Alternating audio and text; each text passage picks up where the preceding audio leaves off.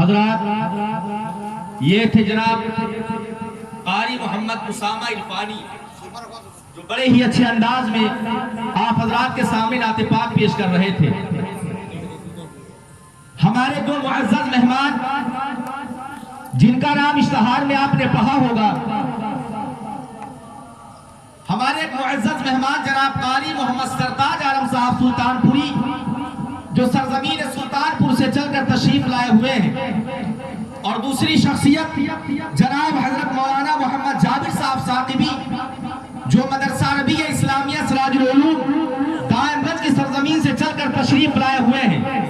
ان دو مہمانوں کو بھی آپ کو سننا ہے، لیکن آج کے اس اجلاس میں ان دو مہمانوں سے پہلے ہم اپنے معزز مہمان وائز معامل، محسن قوم و ملت، علم بردار حق و صداقت جناب حضرت مولانا محمد عبداللہ صاحب پرتاپ گڑھی، شیخ الحدیث مدرسہ اسلامیہ ہدایت الاسلام بھجوا، جو جمعیت علماء ضلع پرتاپ گڑھ کے جنرل سیکریٹری بھی ہیں، جو آپ کے اشتہار میں کئی مرتبہ تشریف لا چکے ہیں، اور آج مفتی عبید الرحمان صاحب کی دعوت پر انہوں نے لبیک کہا اور سرزمین الہت پر جلوہ فروز ہوئے ہیں۔ آئیے اب میں بلا کسی تاخیر کے اس شعر سے حضرت والا کو زحمت دینا چاہتا ہوں کہ حضرت والا مسرت خطابت پر جلوہ فروز ہوں، کہ لے کر گئے تھے قلب میں نفرت رسول کی، لے کر گئے تھے قلب میں نفرت رسول کی، لوٹے عمر لیے ہوئے چاہت رسول کی، اور حیران رہ گیا تھا ابو جہل دیکھ کر جب کنکروں نے دی ہے شہادت رسول کی، حیران رہ گیا تھا ابو جہل دیکھ کر جب کنکروں نے دی ہے شہادت رسول کی۔ سونے والوں کو جگا دے اپنے تقریر کے اعزاز سے، سونے والوں کو جگا دے اپنے تقریر کے اعزاز سے، خرمن بادی جلا دے شعلہ انداز سے۔ جناب حضرت مولانا عبداللہ صاحب پرتاپ گڑھی مسند خطابت پر۔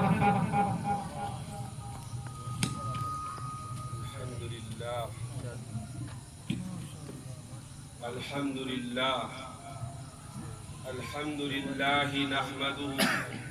ونستعينه ونستغفره ونؤمن به ونتوكل عليه ونعوذ بالله من شرور أنفسنا ومن سيئات أعمالنا،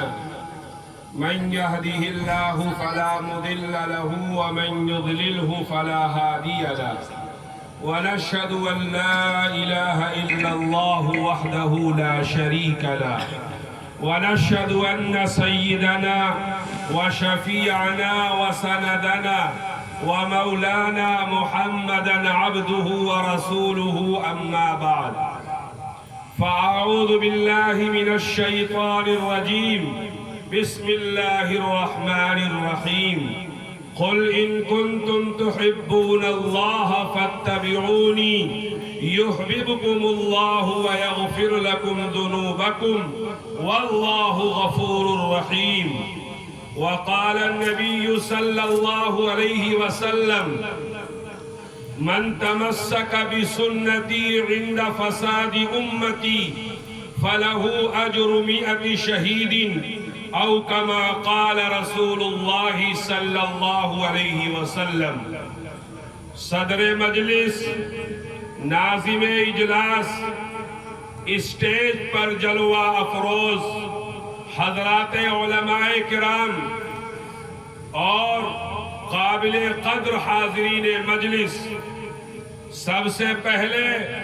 ہم اللہ رب العزت کا شکر ادا کرتے ہیں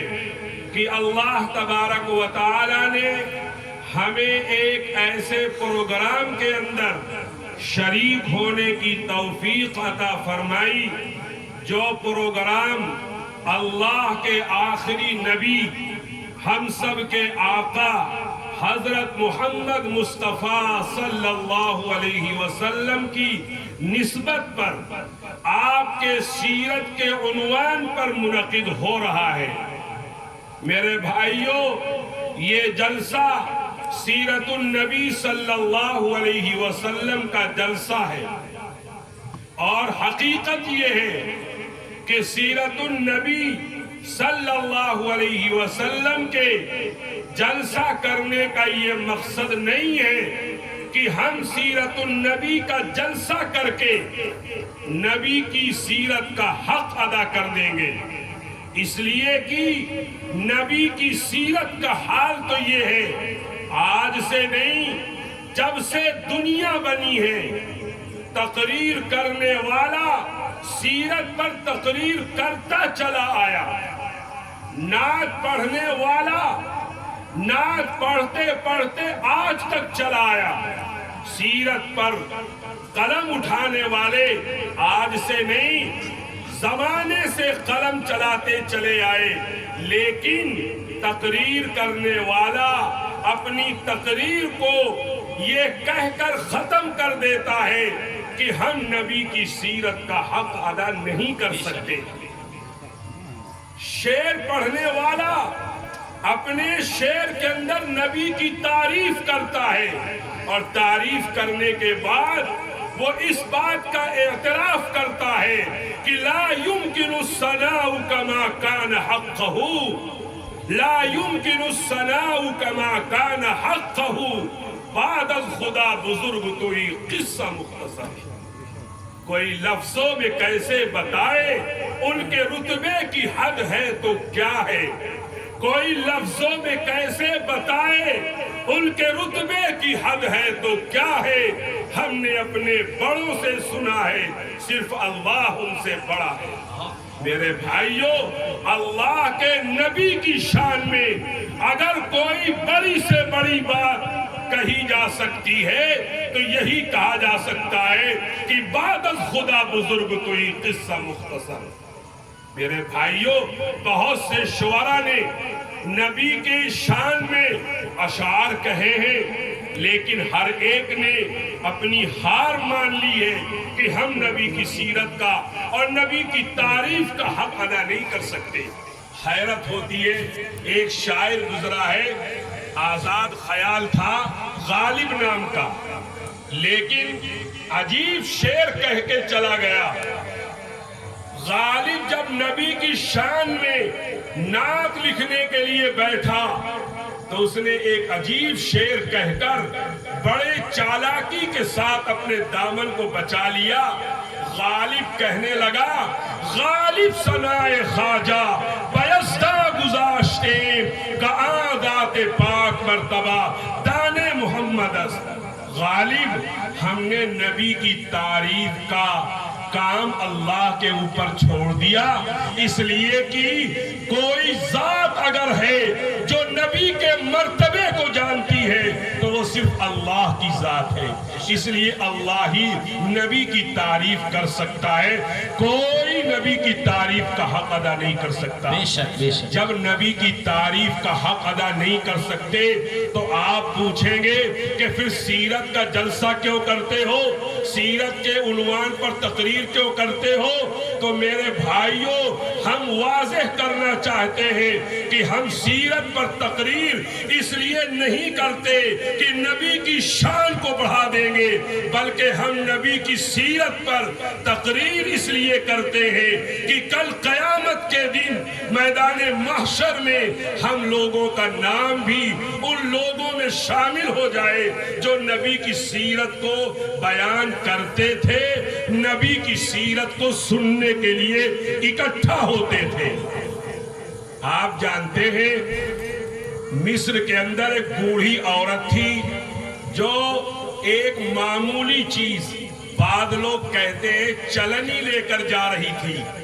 بعض لوگ کہتے ہیں سود کاتا کرتی تھی، سود لے کر جا رہی تھی